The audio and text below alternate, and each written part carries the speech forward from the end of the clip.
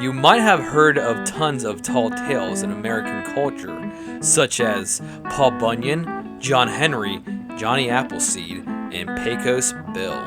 These are all tall tales that bring out the American spirit of its younger days, making great entertainment for all and teaching us life lessons.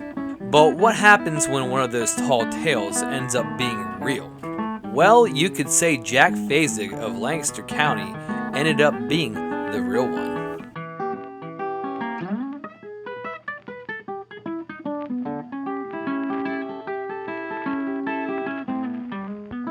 His real name being John, he was born on March 18, 1894, in Manheim, Pennsylvania. When hitting adulthood, he reached about 7 feet tall.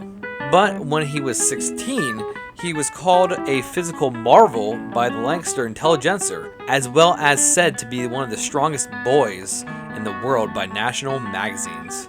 Some would even say that he put off an odor that would make a bull elephant faint. But most would call him a gentle giant due to his kind nature. Eventually moving to New York and graduating high school there in Newark, eventually he became a boxer, gaining the name Man Mountain. Being 7 foot tall and almost 300 pounds of all muscle, but he was more of an entertainer than a boxer and never took the sport seriously. It was said that if he did, he had a chance of being the world champion in the heavyweight division. Instead, he would rather have fun and drink. When carnivals would come to town, he thought it would be amusing to always challenge the strongman. And in every challenge he had with them, he would always win, never losing once, usually having the prize to be around $50 to $100. Eventually, he moved back to Manheim with his father at some point, but would go visit his mother, who would make him an extremely huge breakfast. That breakfast included a loaf of bread, a dozen eggs, and a whole pound of bacon.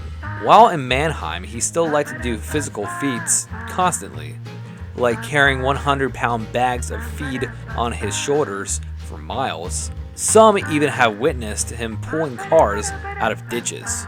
There actually is one particular story that I heard about Jack Fasig and moving cars. He was walking around the town one day and a car was stuck in a ditch. The man in the car came up to him and said, "Hey, I'll give you some money if you move my car out of this ditch." So he did, and the guy decided to not pay him. So Jack went back up to the front of the car, picked up the car, and put it back in the ditch and walked away.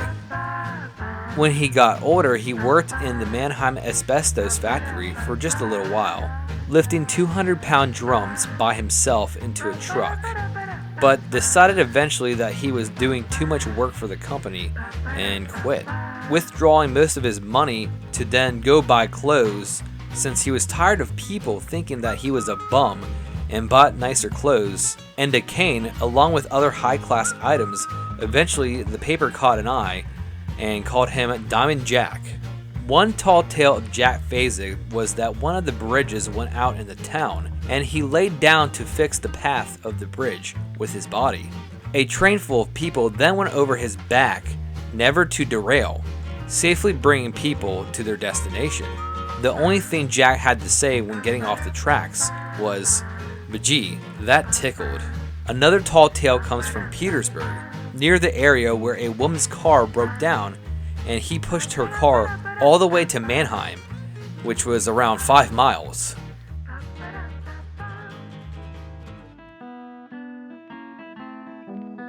With his kindness, there were still people who were afraid of him, not only for his size but his drinking habits, but he also had exotic fighting dogs that had a real mean look, and he trained fighting cocks along with only ever really living alone in small shacks and a home. Well, his father lived with him in those shacks along with his animals. One day, the dogs decided to turn on his father. Jack's father went outside, and when it happened, Jack started hearing the fighting and ran outside to tear down a tree limb and start swinging at the dogs to stop them from tearing up his father. They stopped, but it led Jack to having to take his father to the hospital. And just as tough as his son Jack, he went to work next week after recovering, and later died due to hip problems. There were even times where parents would even tell their children if they were out of line, they would call Jack to come and get them.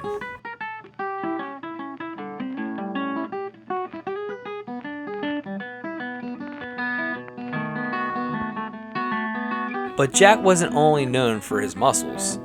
He was also known to have the brains to come along with his physical traits.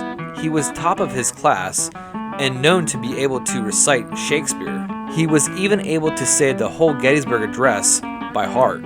He also learned how to speak fluent Pennsylvania Dutch to talk to Amish. Most of all, he was known for his big heart, helping people in need constantly. One day, Jack saw a few Amish men and women unloading a wagon of grain. Each Amish man would carry a 125-pound bag of grain to the nearby mill, and the two women with them there would share a heavy bag to lift. Jack thought that women shouldn't do work like that, so he took it into his own hands and grabbed the sack from the two women, balancing it on his head and proceeding to put a sack under each arm to deliver to the mill. The story says that the Amish who saw this couldn't believe their eyes, even impressing the leader of the group to say, "Dot man is wonderful strong."